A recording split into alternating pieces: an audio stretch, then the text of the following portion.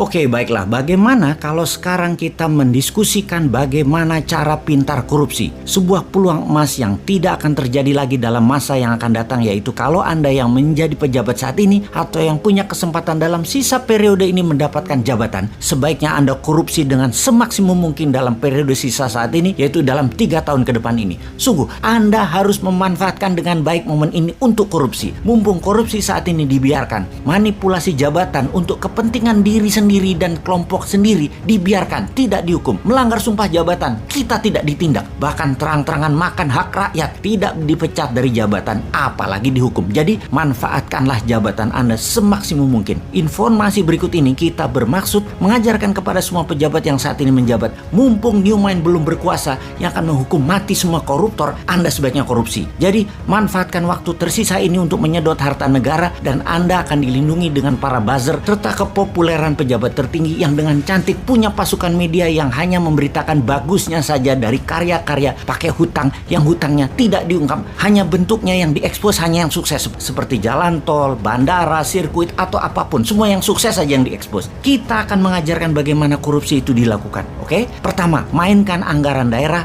anggaran pusat, anggaran departemen, dan anggaran BUMN. Pastikan Anda punya teman atau sahabat yang Anda percaya untuk dimenangkan tendernya, diatur pagunya, dibuatkan spek produk sesuai dengan bohir Anda. Teman Anda tadi pastikan punya mitra yang memang pengalaman untuk bisa menyelesaikan proyek tersebut sebagai subkontraktor atau sub-supplier Anda. Teman Anda yang dimenangkan tendernya dan mendapatkan proyek tadi tinggal disubkan, nggak kerja, dapat cuan. Pastikan semua proyek dan anggaran di tangan Anda jatuh ke perusahaan kroninya Anda. Cara kedua adalah ciptakan proyek angin ribut dalam tanda petik. Proyek terlihat keren dan yang membuat masyarakat akan melihat Anda seperti orang sukses. Kemudian buat teman Anda yang dapat proyeknya tersebut. Proyek angin ribut ini kalau di daerah kerjasama dengan DPRD, pastikan semua politikus dapat permen jatah premannya. Kalau di pusat, pastikan sobat politikus Senayan dapat juga, yaitu untuk meloloskan anggaran atau membuat peraturan yang menguntungkan Anda para pejabat. Kemudian buat proyek yang ada asingnya dengan membodohi pemimpin tertinggi, seakan kalau ada uang asing, negara kita itu dianggap makmur, dengan cara membuat lembaga rating internasional kita bayar agar negara kita mendapat hutangan, agar dapat kepercayaan asing, agar proyek asing masuk, dipermudah dengan peraturan, misalnya Omnibus Law, buat aja semacam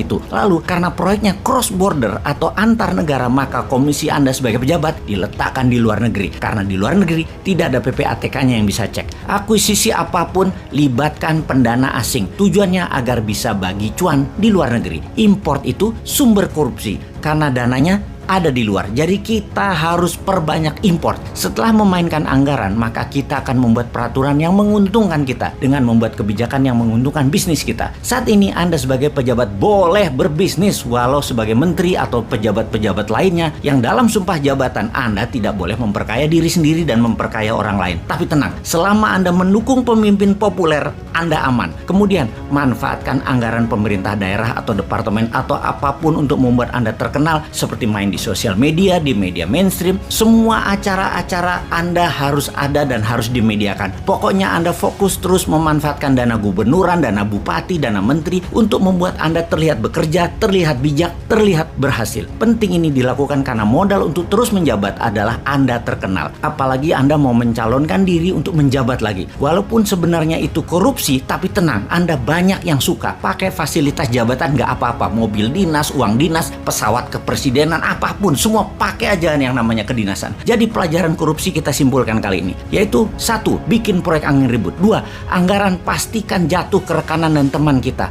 3. Ubah peraturan dan kebijakan pemerintah pusat, pemerintah daerah, departemen yang menguntungkan teman-teman kita. 4. Perbanyak proyek antar negara agar komisi berada di luar. 5. Buat proyek multi-year sampai di atas 10 tahun agar yang menanggung bukan Anda lagi ketika Anda tidak menjabat, dan komisinya kan dapat di muka. Misalnya beli pesawat terbang 100 unit selama 10 tahun. Nah, komisinya kan di depan dan anggaran nyicil 10 tahun termasuk penyerahan pesawatnya nanti. Biarkan pejabat kemudian yang pusing dan rakyat yang pusing. Terakhir adalah gunakan fasilitas dan anggaran jabatan untuk membuat Anda terkenal di media. Oke, kita jelaskan nanti yang lebih rumit lagi, namun dapat dipastikan rakyat tidak akan tahu. Jadi yang sedikit ini dulu diperbanyak korupsinya. Selamat menikmati sisa jabatan Anda.